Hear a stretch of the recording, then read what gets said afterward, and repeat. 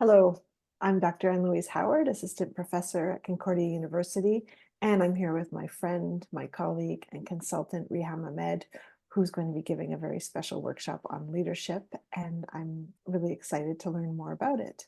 Riham, can you tell us a bit more about what you have planned? Thank you, Ann-Louise. Yes, so on May 18th, which is next Saturday, I'm going to facilitate a day-long workshop. So it's 10 to 4. It's an experiential workshop that will introduce leadership concepts and misconstruct any ideas that people might have about what is a leader, what are leadership skills, discover your style of leadership.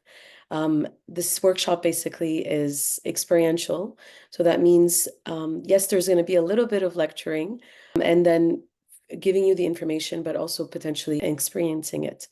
So that means that you go through a series of activities that will help you understand and really embody what leadership means and what changes you can put out in the world if you work on yourself to become a better leader. The day is filled with fun activities, and I just want to say that it's these skills are what we call in the industry soft skills, and these soft skills are demanded in all jobs and all situations. And so it's not about, inviting leaders to come and take a leadership workshop to develop their skills.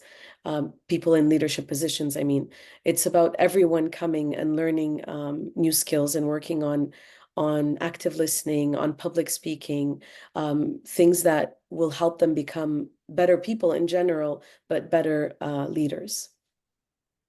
Mhm. So it's really for everyone. Absolutely. Yes. Yes. The workshop is actually at the CYD Center, which is a new youth center in Montreal, on the West Island.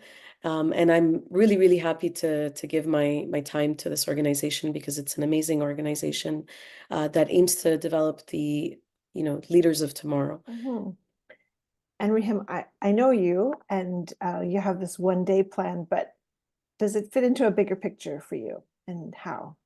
Absolutely. So this is like a long-term vision of mine, and I'm really thankful for the CYD to kind of give me the push to go for it because it helped me just sit down and finally put it pen to paper and put out my vision. So um, as you know, I teach in the Human Relations Department at Concordia University, and the program, it's a 3-year bachelor's that incorporates a big part of the program is basically building leaders, so leadership development.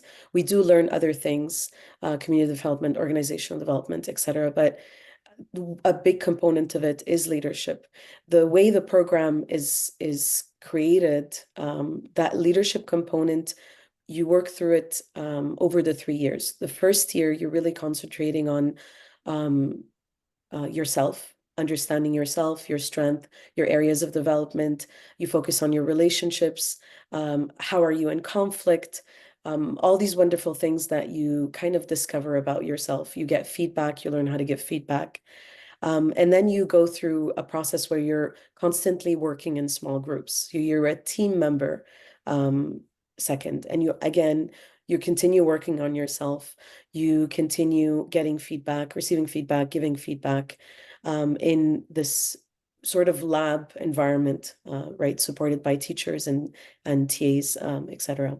And so there's a big concept in Islam called muraqabah.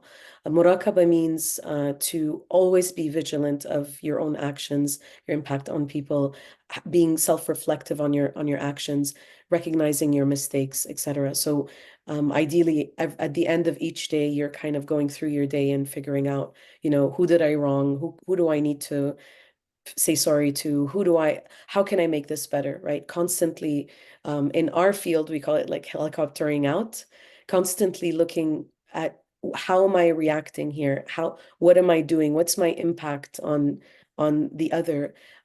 What is my role in this conflict? What is my role in this situation?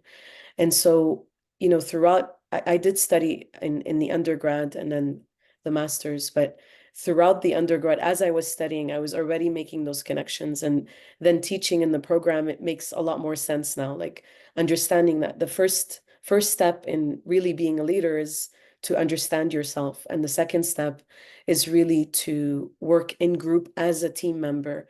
And then finally, the last step is to lead small groups, and then be a leader in organizations and communities. And so, as I said, so the first year self, second year teammate, working in small groups, and then the last year we have a lot of opportunity to lead small groups, and the students then actually end up doing internships in organizations. We're acting as consultants, as leaders in these organizations. But they've done 3 years of work on themselves, right? Work on themselves, work on their relationships, be an effective team member, and then being a leader in a small team. So it takes a lot. It takes a lot to get to the point of I'm gonna be leading an organization or a community, right? I'm gonna be in a leadership position. Nonetheless, being a team member, like leadership is not just about leading a group or leading an organization. Being a team member, you can have leadership qualities, and that's why this is for everyone. So my vision is to, and I'm putting it out there in the world now, um, it's basically to build a long-term program, and this workshop on Saturday fits within that first step, which is knowing yourself, right? I'll probably present that plan at the workshop, and I'm hoping to get people that are going to be in from all walks of life, but that start off with understanding how important it is to know ourselves, and people who study Islam know that this is also a huge part of our deen, of our religion, to first understand how are we and work on ourselves first before we're able to lead others, before we're able to put ourselves in a position to be a role model for others, basically, because if you're in a formal leadership position, then absolutely you are.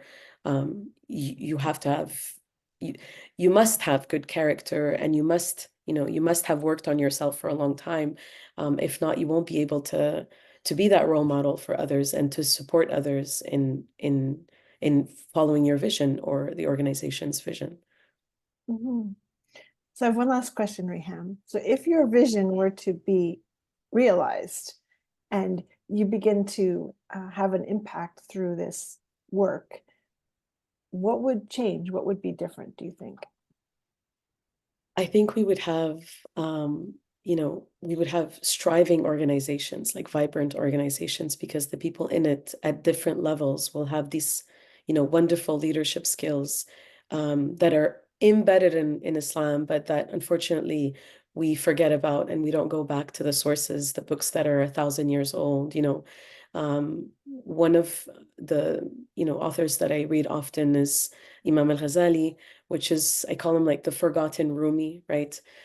So Rumi is a very prominent Muslim scholar, but he has a lot of wisdom and books, but Al-Ghazali also wrote a lot of books, and a lot of them relate to being, having excellent character and being an excellent leader. And so it's something that I've been studying for a while and that I want to revive in Islam. And I think if my vision, if this program works out, and if I put this out in the world, then I really the ideal would be to just build the leaders of tomorrow, and through those people, our organizations are going to be on a whole other level, right? We're going to have compassionate people, the right people in the right positions, right? Not just because you're known, you're going to be in a leadership position, or because you've volunteered a lot. No, because you worked on yourself and you have excellent character and you're an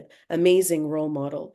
And that would really, like, it would really make me proud, because it's something I strive to do. And like fortunately I did sit on a lot of boards in the community, and I always try to bring that to our teams, but it's difficult, as you know, like as an internal consultant, it's difficult to be on a team and also be very helpful.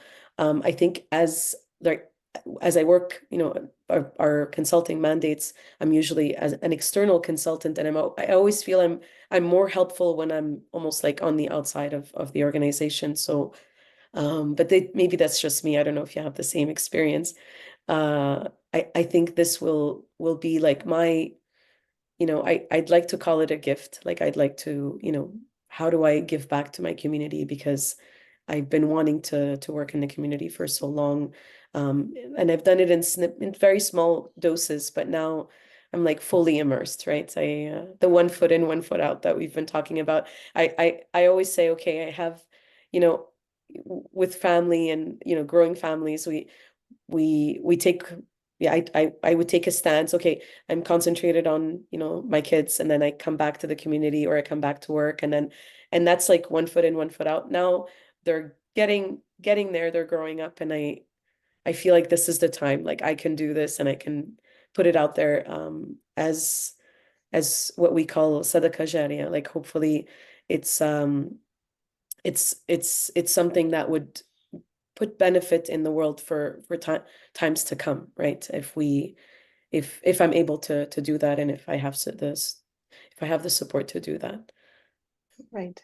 Well, thank you so much, Reham. I know that the workshop is coming soon, May 18th. If someone wants to go, how do they do that? How do they sign up? So they would go on, the easiest way would be actually to go on the Instagram for the CYD Center. I'm gonna put up I'm gonna send it to you, and we can maybe put it in the description. The CYD dot center is the website, and their Instagram pages have the links to register there. So hopefully it'll be worth your while, and hopefully, this is the first step of many. So I'm thinking of a lot of other workshops already that will fit within those 3 steps of knowing yourself, and then working as a teammate, and then working as leading small groups. So yeah. Thank you. It's going to be a special day. Thank you so much, Ann-Louise. I really appreciate it.